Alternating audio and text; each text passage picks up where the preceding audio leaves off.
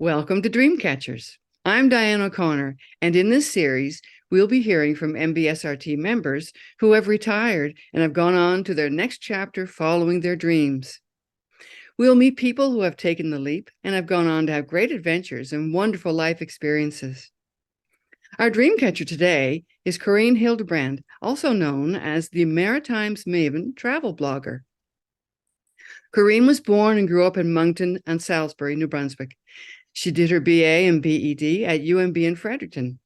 She met her husband Eric there and settled in the city to enjoy a 30-year teaching career, first as a K2 teacher for 11 years, then as a literacy lead.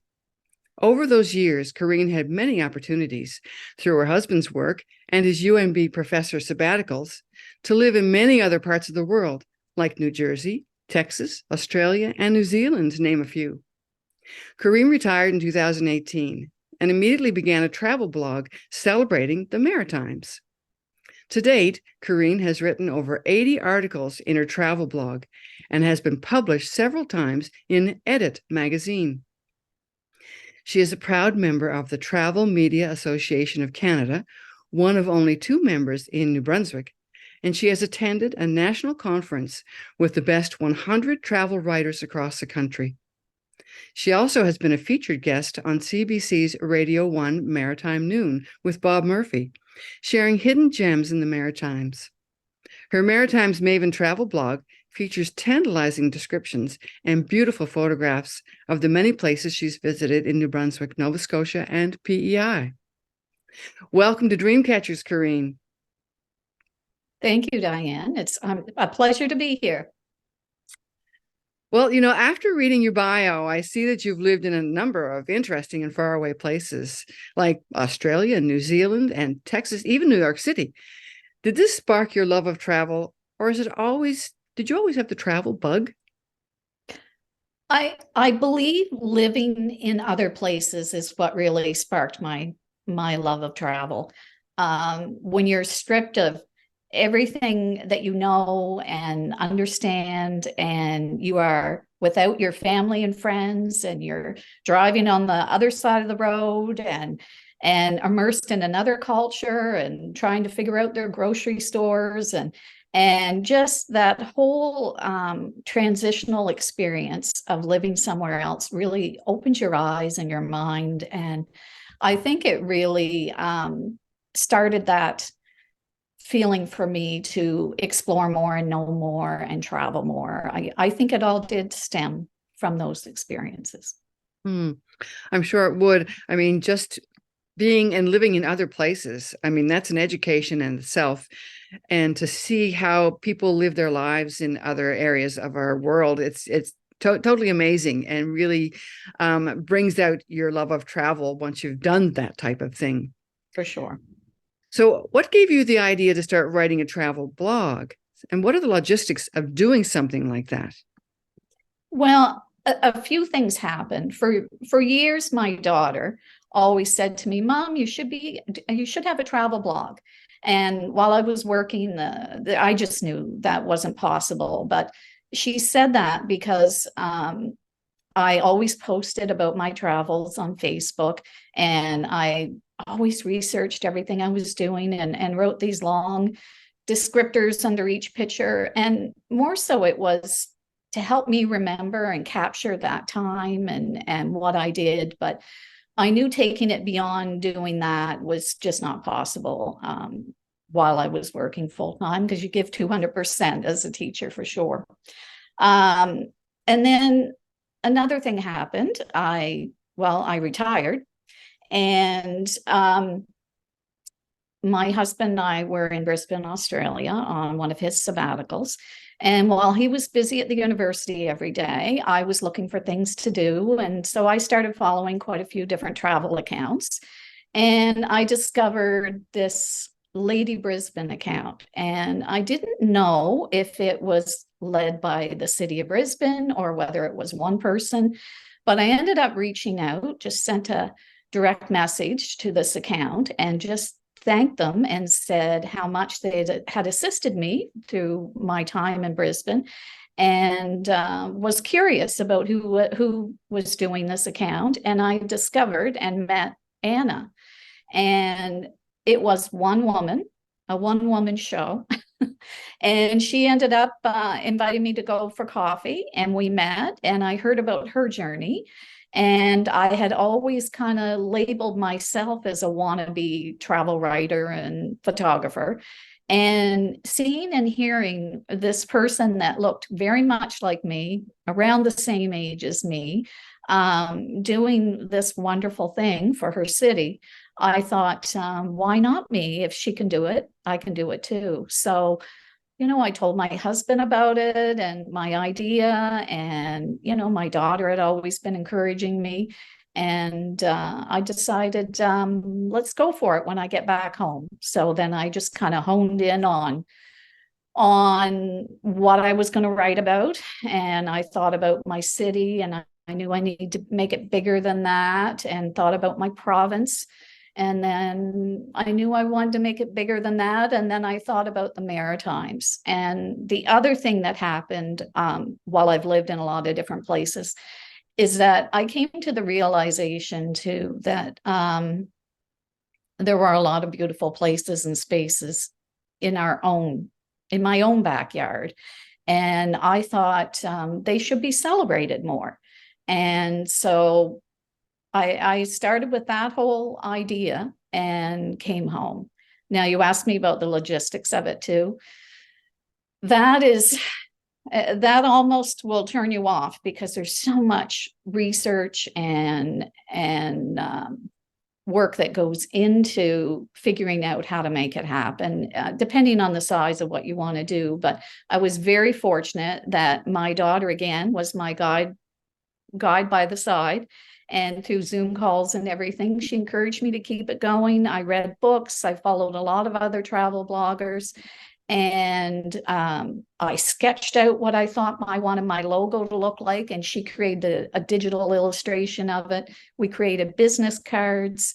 I opened quite a few social media accounts and wrote my first article. I just thought, let's have a go at this.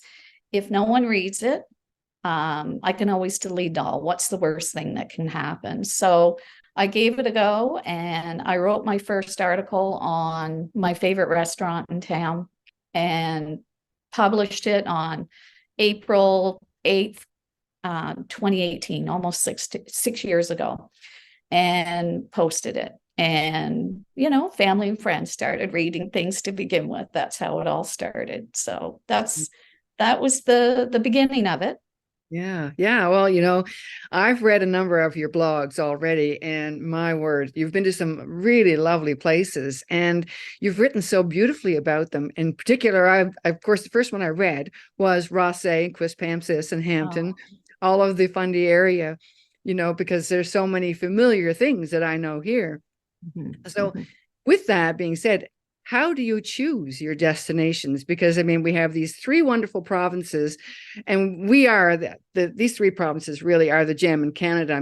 We like to say, shh, don't tell anybody we're here, kind of thing, but really, how do you choose? There's so much to look at here.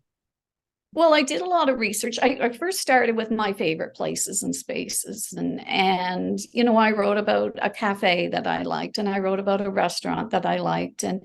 And I thought to myself, as a teacher, because of the school year, there were a lot of things that I couldn't go to during the school year because I was too busy, like the Scarecrow Festival in Mahone Bay. I had always been curious about going to that. And so I just started exploring different places and spaces and writing about the things that I knew. And then I started researching more and making kind of a bucket list of things I wanted to do as well. And in the beginning, this was all out of my own pocket. I would tell my husband that my goal was to stay in the black, to not to try to not lose money doing this, because he was Of still course. working for a few more years. He didn't want me to deplete our retirement fund. But I wanted to be able to do this, provide a service, and share with others the hidden gems, but also not go into debt doing it. So I got kind of brave in the beginning too. I had just written one article, and I reached out to an owner of a B&B and asked her if she'd have tea, and we got together, and I proposed that we do a little swap and that I write a story on her B&B. And she told me that it's quite quiet in late winter, early spring. She would really like to tap into bringing more people in then. And together, I came up with an idea of writing about a staycation in your own city. And so off we went on that. And then I mean, she had faith. I only had family and friends following me at that point, and she had faith that this was a good thing for her and I both. So it started that way. And, I reached out mostly to accommodations, so that that was the biggest cost to me in the beginning. But yeah, after that, I just started exploring different places. And one of the big landmark things that happened for me is my sisters, who are both former teachers from Salisbury, New Brunswick. We wanted to meet for lunch somewhere, and they said, let's meet in Sussex. Sussex, I thought of Sussex as the drive-by place. Like, people think of New Brunswick as the drive-by place. I traveled by it, on my way to and from Moncton and Fredericton. But they told me Sussex has a lot going on. They have all these murals, they have cute restaurants and cafes. And they said, let's meet there for lunch and look around. I think you should do a story on it. So I thought, okay. So I went there, and Sussex surprised me. It was not the Sussex that I remembered. And so I wrote this story on Sussex. And I remember just before I posted it thinking, is anyone going to read this? And funny enough, it was like extremely popular. I hit it, and it went like, I posted it, and it went like wildfire. I think everyone in the town was so proud that I saw what they knew, And what was very funny after that was just the summer. I started in April, and that was just in the summer, like July. And I got a phone call from a reporter from the Kings County Record, and they wanted to know about this travel blogger that had, they were writing a story on the impact that the story I had written had on this little town. And so they wrote a story. It was Sussex gets rave reviews from travel blogger. Well, I still hadn't even considered myself a travel blogger yet, And then the Telegraph Journal picked it up, and they published it as well. And then all of a sudden, I started getting noticed a little more than friends and family started following me. And things took off a little bit. And then I did a story for a shop in downtown Fredericton. And while I was there taking photographs, a magazine, it was like an advertorial magazine owner came in, and they asked the owner if they could write a story on her shop for this magazine. Now, this magazine, it was called Platinum New Brunswick, and it was available in all the tourism places and in several grocery stores. It was a free publication, but I knew it was just kind of funny. I was there working away, taking photos, and the owner said, sure, I will pay to have an ad in your magazine, only if she writes it, pointing to me. Nice. And so that was an opportunity that just was right place, right time. I just happened to be in the store at that moment. And I mean, she had faith in me to do a story in her store anyway, But then when this person came in, so that became a 2-page spread with 13 photos, and I was paid to do that. And that again got me more notice. And all of a sudden, New Brunswick Tourism started noticing me. And then I started getting offers, like real gigs, real contracts, and all paid, come up. And Edmundston contacted me, and they actually brought me back 2 more times after the first time. And I did like a spotlight story on Edmundston. I had a wonderful itinerary, stayed at a lovely hotel, brought a friend with me, explored the region. Then they brought me back to do the botanical garden in the area. And then they brought me back one more time a few years later to spotlight some more things. And it naturally grew like that, which was really fun. And, this was still in my first year doing this. So it just was surprising. Yeah. Yeah. Wow. Well, just listening to what you were talking about and how you got to travel and you got to see all these beautiful places and meet the people and things like that. Anybody listening to this would think, oh, there's a lot of perks to doing this travel blogging. She must get a lot of things for free, and she travels all the time to see wonderful places. But the perks may not be all that they seem, and there's a lot of hard work behind the scenes for this type of thing. I know when you have written to me about some of the things that you do, the work you have to put into it to become a successful travel blogger. I mean, first of all, you have to be a good writer. And then you also take the photographs. So, and for anybody to notice your material, your articles and things like that, you have to be very good at what you do. And so yes, sure, there are some perks, but it's all the hard work. It's like that, that picture of the duck, on the surface, and the little legs are going underneath. Right. You're always paddling, right? And trying to get things just right. So tell us a bit about how you actually do this. I mean, it's not just going to a destination. There's some other things involved, right? Yes. Yeah. I mean, I'm working when I go there. I always say my travel blog, my friends and my husband get the best benefits of it because they go and there's no work involved. They just enjoy the dinners out and the exploring the different places.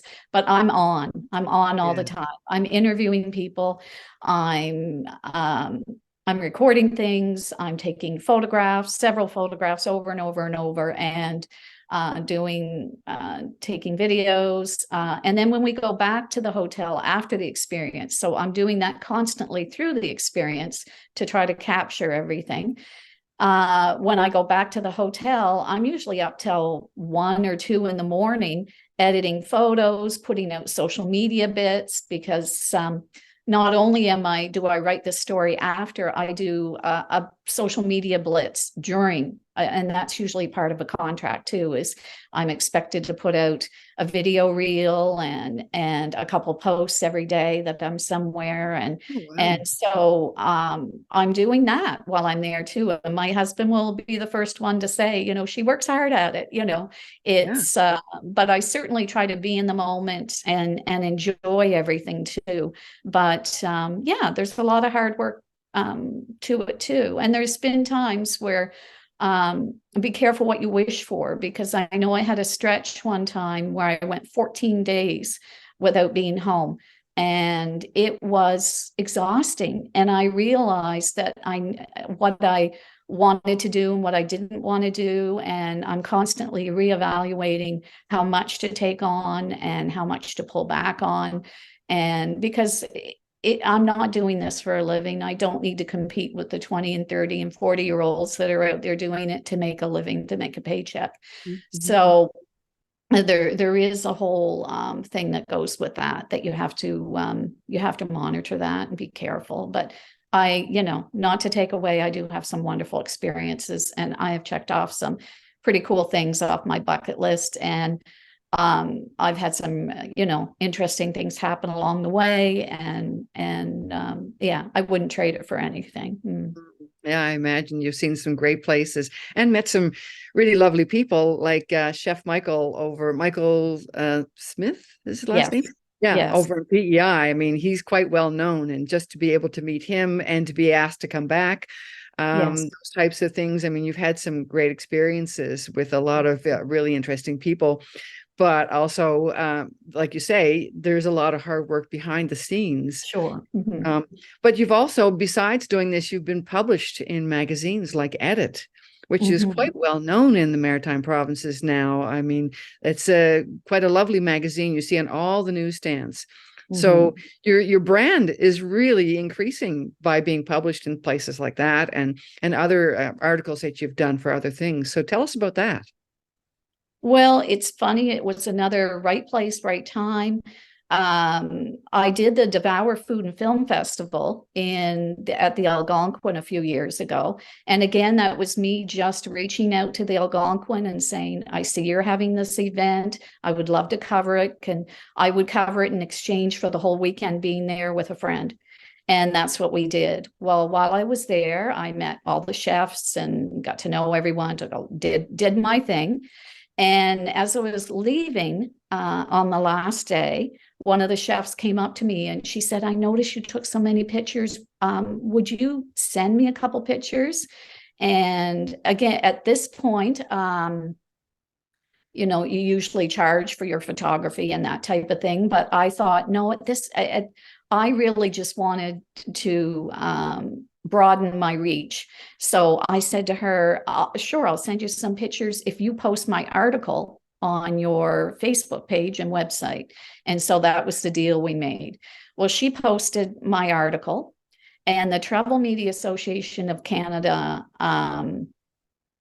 president, representative goes to her restaurant, saw it, reached out to, found my blog, started reading it, and she thought, who's this person? I've never heard of them.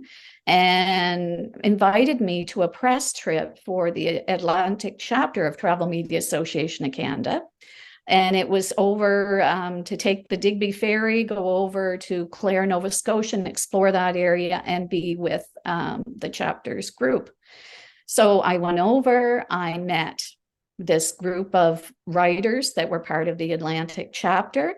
And then from that, I got invited to a writer's retreat that summer. And at that summer writer's retreat, you have one-on-one time with there's 14 writers that go to it. And I met a very accomplished author, a former editor of Saltscapes magazine, and a newspaper reporter that became real writing mentors to me. And I had some one-on-one sessions with them, and they looked at my work and they're like, you should be pitching to magazines. So they encouraged me to pitch to magazines. I had really liked the Edit magazine. It had just started a couple of years prior. And I thought, that's the magazine I want to be in. I only pitched to him, and he loved my story. And then he had me write 6 more. I've never pitched to anyone else yet. And I go back and forth on whether I want to continue doing more of that or just do my blog. It's one of those balancing acts.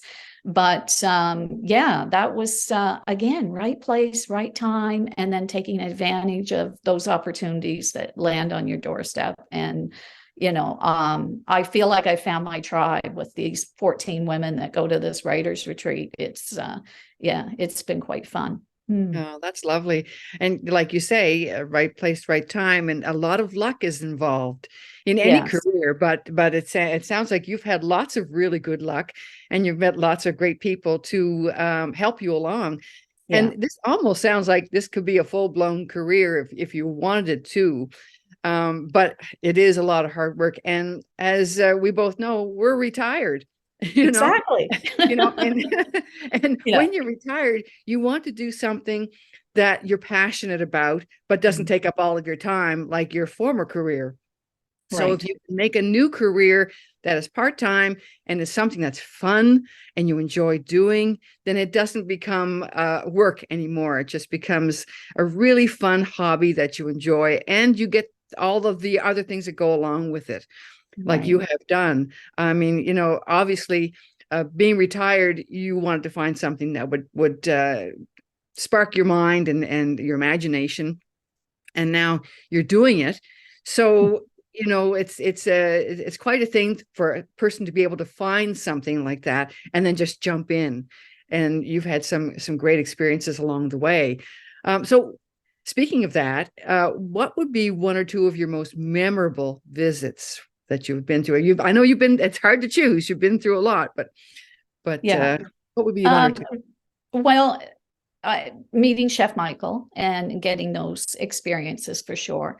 I've had two opportunities in Nova Scotia to do dining on the ocean floor, and those were Wow. unbelievable. Really, racing the tide in one of them. You're there for a certain amount of time, and you know they have to set up and clear out before the tide, you know, overcomes Wow. the area. What That fun. was fantastic. I've also this past year I went on a puffin tour, which was unbelievable. Oh, Um, puffins are on so the cute. Chias Seal Island, it is such a rare opportunity that you get to do this, and it was that's right up there with one of my absolute favorite things that I've done. I've had dinner in a lavender field, which was really cool. There's some pretty interesting things that happen in the Maritimes and unique experiences that are kind of once in a lifetime things. And you know, I have had the opportunity. I search out these things, and I have an ongoing wish list of what I'd like to do next, and it's been a lot of fun. But those are a few of the highlights. I did kayak the rocks too, Right. a Yeah. couple of years ago. That was really fun. I never thought I'd be doing that, but I did. I went on a zip line up near your area. Oh Uh, my. I never thought I'd see myself on the zip line, and I did ballet by the ocean too, which is a phenomenal event that's just outside of Shediac, and that's quite a beautiful thing that happens in the Maritimes. So those have been a few of my highlights. Well, those sound quite a bit like highlights. I mean, just saying all those things, people in the rest of Canada don't know all these things are here, I'm Oh. sure. And Mhm. when we have someone writing about them, that's how they're going to find out and bring people here. I mean, we really do have some hidden gems in our provinces here, and we should celebrate them more, which you are doing and helping to showcase all of these wonderful experiences that people can have in these maritime provinces. Just Mhm. amazing. Oh my gosh. I Yeah, mean, and obviously you're having a great time doing it, I which, am. yes, I which is really fun. Yeah. I've been some other things have sparked from there that New Brunswick Tourism approached me, and I became one of their storytellers and did a couple articles for them on their website. And this past year, Fredericton Capital Region reached out to me, and they had me do a series of blog articles for them, again on their website, showcasing some of the region, Harvey, Nakawic, and Arcadia, which is Gagetown, Jemseg, and Cambridge Narrows. So, and you know, in my own backyard, that close, I have had my eyes opened as to all the wonderful things that are available right here, just you know, a day's trip away, and there's lots to see and do. Yeah, and like you say, it encourages people to look in their own backyard, and for Yes. all of us to travel in our own provinces, our own towns, and see all these things that we might miss, and look Mm. at it through maybe tourist eyes, you know, to see what we can see. I mean, all of these hidden gems, as you say, that we have, but to Yeah, see them a little differently and to appreciate them because we have so much beauty in all of these provinces, really. we Yeah. sure do. Mhm. Yeah, yeah. Now, obviously, you've chosen something that you're very passionate about, and since you've retired, you've made a really great leap into the next chapter, as they say.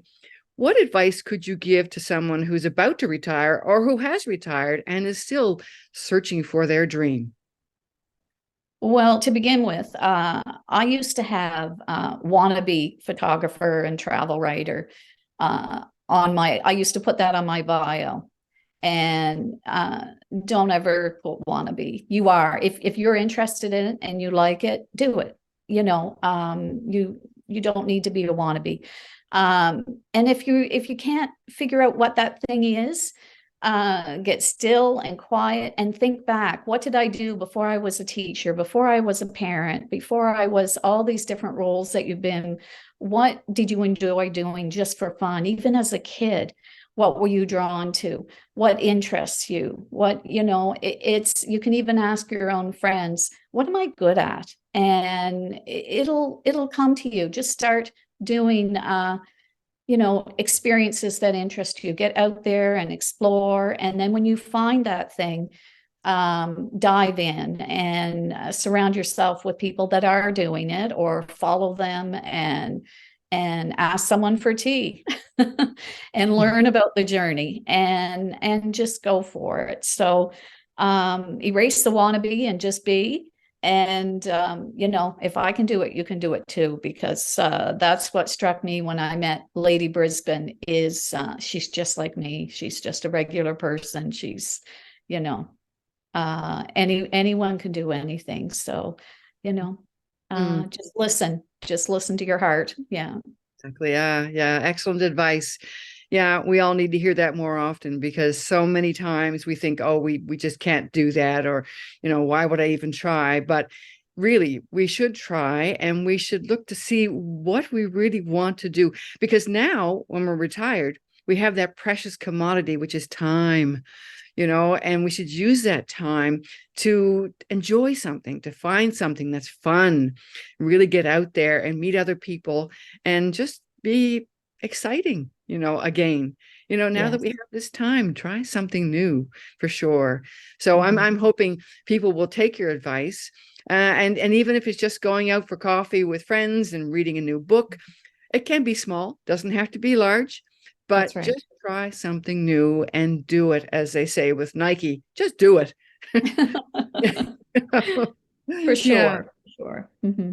Well, this has been lovely talking to you, Coreen. I hope that people will have a chance to look at your blogs and check it out at maritimesmaven.com to look at some of your articles and your lovely photographs. I mean, I looked at a lot of them and I was very, very impressed. That shows the beauty of our Maritimes and shows things through your eyes, which some of us may not have seen. So it's great to pick up on that. And also, it also shows that you are following your dream, and we should also do the same. Follow that dream. Thanks again. Thank you.